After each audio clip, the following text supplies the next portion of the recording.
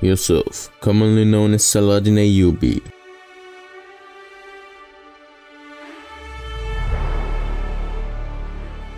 was born in 1138 in the city of Tikrit, north of Baghdad.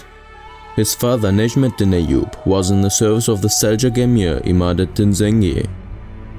Imaduddin Zengi, a member of the Afshar tribe of the Oghuz, was appointed governor of Mosul in the last days of the Great Seljuk Empire and established the Mosul Atabeat. As a result of his efforts to unite Al Jazeera and Syria, the Zengis reached wide borders. Imaduddin Zengi put an end to the Crusader county of Edessa and subjugated the Damascus Atabeat to himself. However, his martyrdom during the siege of Jaffa mobilized his enemies.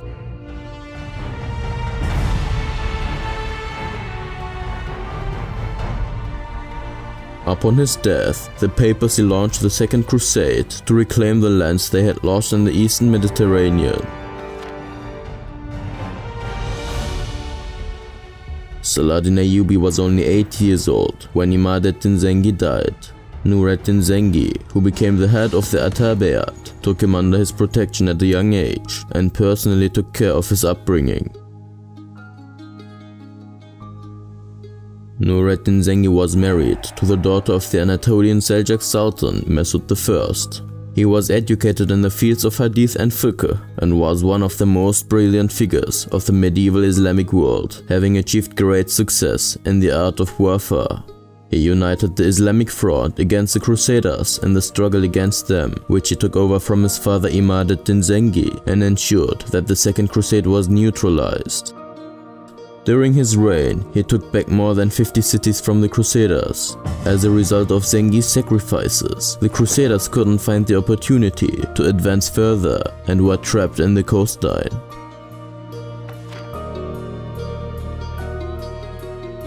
Thus, Nureddin Zengi's prestige in the Islamic world had increased to the extent that it overshadowed the Seljuk dynasty. He had 3 dreams. The first was to unite Muslims and establish the Islamic Union. The second was to take back Jerusalem from the Crusaders. And the third was to conquer Constantinople.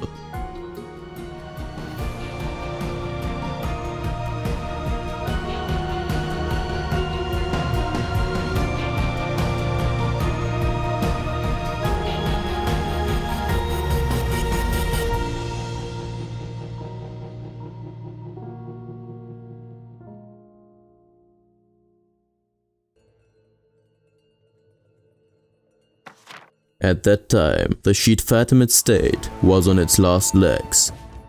The internal turmoil and upheavals in the country were endless.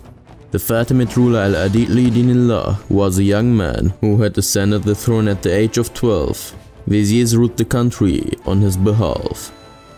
The Crusader states, who were afraid of Nureddin Zengi, wanted to take advantage of the weakness of the Shiite Fatimid state, which was also Nureddin's rival.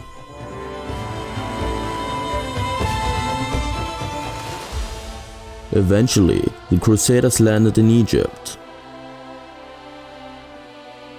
The Shiite Fatimid state had no chance to resist the Crusaders. The only solution was to ask the Sunnis for help against them. So Al-Adid li-Dinillah sent a letter to Nureddin Zengi and asked him to help him against the Crusaders. Nureddin Zengi didn't refuse this offer of help and put an army under the command of one of his commanders, Asad al-Din Shirkuh, and sent him to Egypt. Shirkuh was Saladin Ayyubi's uncle, therefore he was also in this army with his uncle.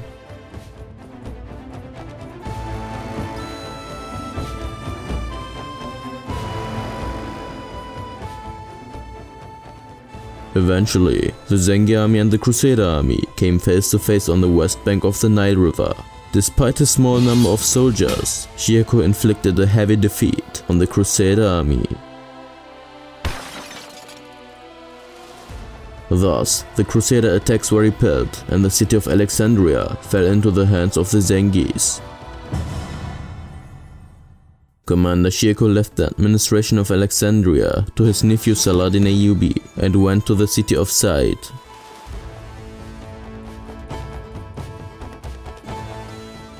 In a short time, he cleared the city from the Crusaders and captured it. Then Shirkuh marched on the capital Cairo with his army, cleared it from the Crusaders, and took control of Egypt.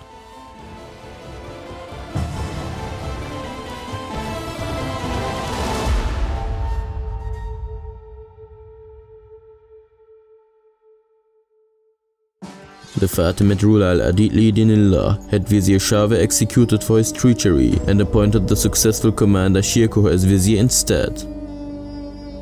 However, when Shirkuh died suddenly after 2 months and 5 days, his nephew Saladin Ayyubi was appointed vizier in his place.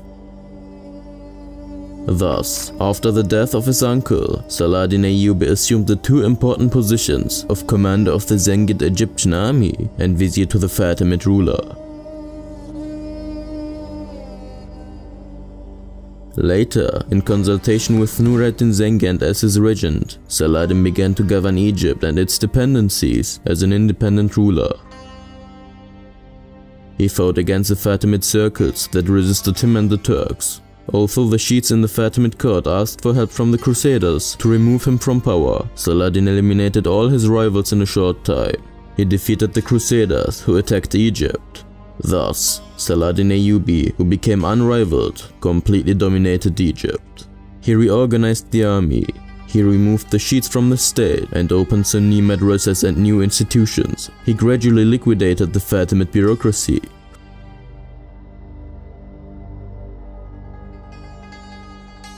Finally, upon orders from Nur ad-Din Zengi, he put an end to the Shiite Fatimid state in 1171. The khutbah began to be read in the name of the Abbasid Caliph. Thus, northern Iraq, southeastern Anatolia, Syria, Egypt, Tripolitania, Sudan, Yemen and Hejaz came under the rule of Nur ad-Din Zengi.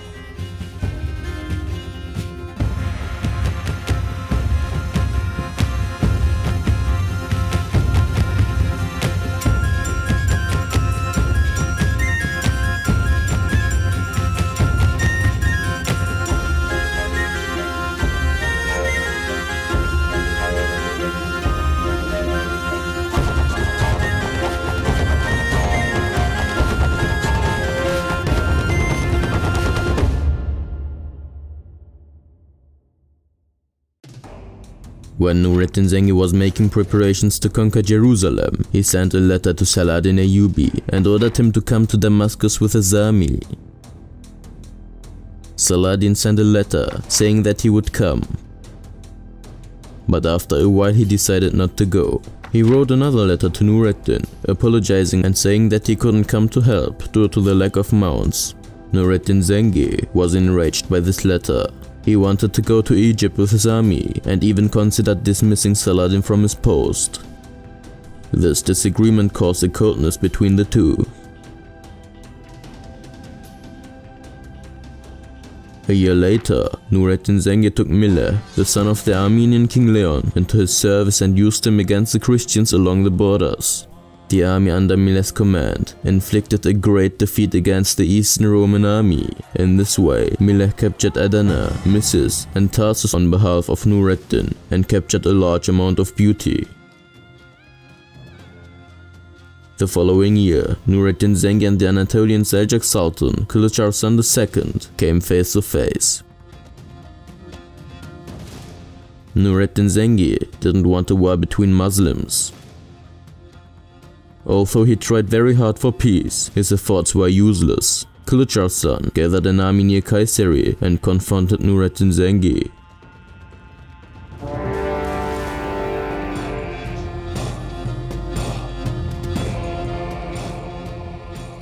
However, with the intervention of scholars who said that the war between 2 Muslim states would only benefit the Crusaders, the war was prevented and an agreement was reached.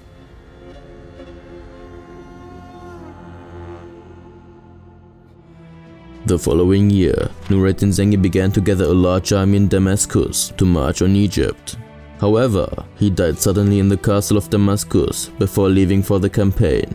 His body was transferred to his tomb at the entrance of the madrasa called An-Nuriyat al-Kubra, which he had built for the Hanafis.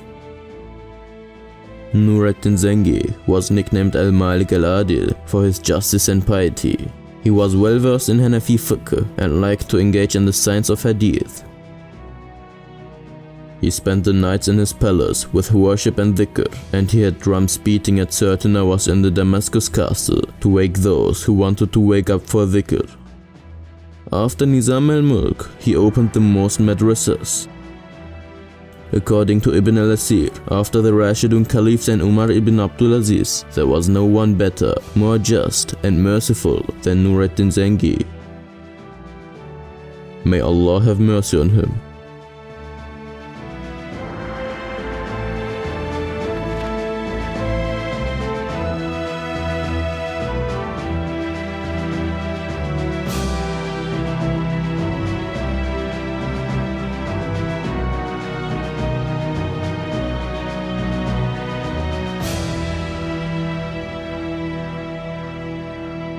After the death of Nureddin Zengi, his 11-year-old son Ismail succeeded him. Saladin Ayyubi initially remained loyal to Ismail, had the khutbah read in his name, and had money printed in his name. However, since Ismail was not old enough to run the state, he needed an Atabek to run state affairs. Saladin Ayyubi, the most powerful commander of the country after Nureddin Zengi, was considered the most worthy person for this task. However, taking advantage of his presence in Egypt, the Zengi commanders started to fight with each other to become Ismail's Atabek, despite the Crusader danger. A great internal turmoil broke out in the country. In Ibn Kathir's words, the emirs were at odds, ideas became confused, and confusion emerged. Evil things occurred, drinking and prostitution became rampant. However, no one would have dared to do such things during the reign of Nureddin Zengi. It was only when Nureddin passed away that the true colors of some emirs were revealed. Finally, with the alliance of the commanders of Mosul and Aleppo, Sa'd al-Din Gumushtakin became Ismail's Atabek and took him from Damascus to Aleppo.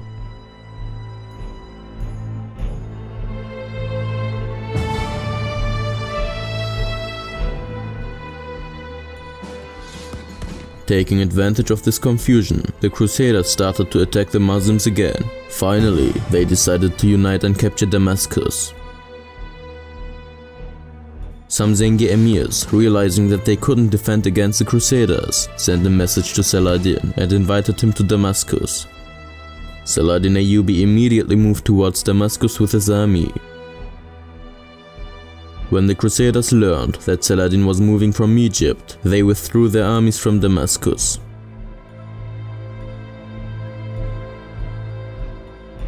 Saladin had two main goals. The first was to prevent the disintegration of the Zengi state, and the second was to liberate the cities in the hands of the Crusaders, especially Jerusalem.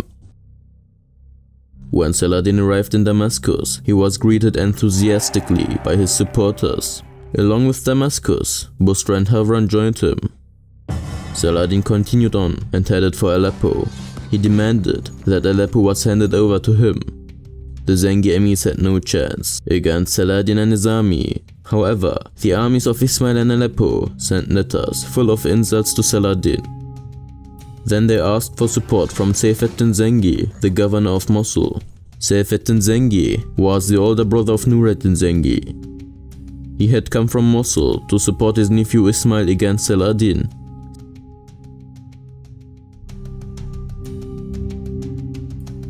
The army of the people of Aleppo outnumbered Saladin's army.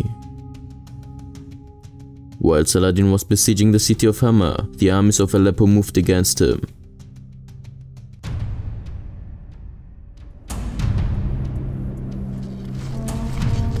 Saladin lined up his army in a single line. His brother's armies had also set out from Damascus to support him. Saladin wrote softly to the people of Aleppo to delay them until reinforcements arrived. In his letter, he said, "I will be content with the city of Damascus. Let Hama, Homs and Aleppo be yours. My service to the Zengis is many." He also used expressions such as, "I do not want to fight with you." However, when the people of Aleppo added heavy clauses to the terms of the agreement, Saladin rejected the agreement. Thereupon, war was declared.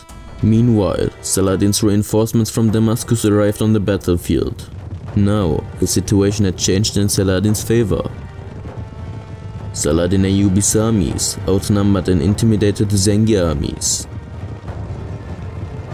Here, these two Muslim armies fought a fierce battle. The winner of the battle was Saladin Ayyubi. Saladin ordered his soldiers not to chase the fugitives, not to kill the wounded, and to release the captives. The cities of Hama, Homs, Manik and others soon fell to Saladin Ayyubi.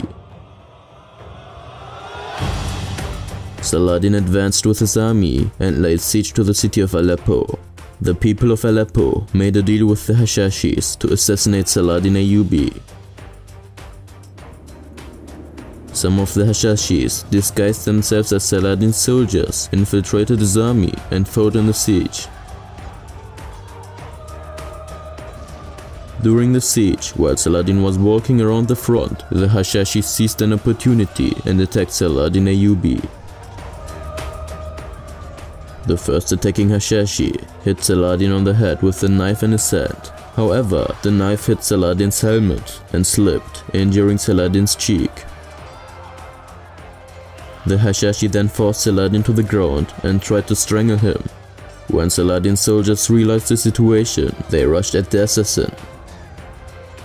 They killed him and tore him to pieces. Then at the same moment, another Hashashi attacked Saladin, but he was also killed. Then another Hashashi was killed when he tried to attack one of the emirs. The fourth Hashashi fled so as not to endanger his life, but he too was caught and killed. That day, the siege was stopped. Saladin Ayyubi was very angry and wrathful with the people of Aleppo. After a thorough inspection of the army, the siege of Aleppo was resumed. Aleppo was closed and the people of the city were condemned to starvation.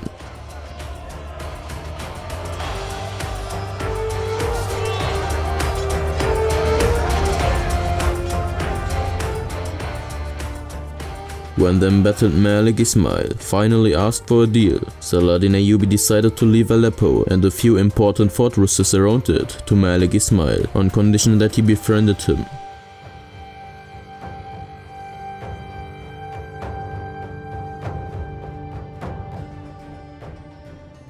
Thus, Saladin Ayyubi returned from his expedition to become the Atabek of Malik Ismail as a sultan. The Ayyubid Sultanate was officially recognized by the Abbasid Caliphate after this campaign. Saladin Ayyubi's rule in Syria and Egypt was thus confirmed.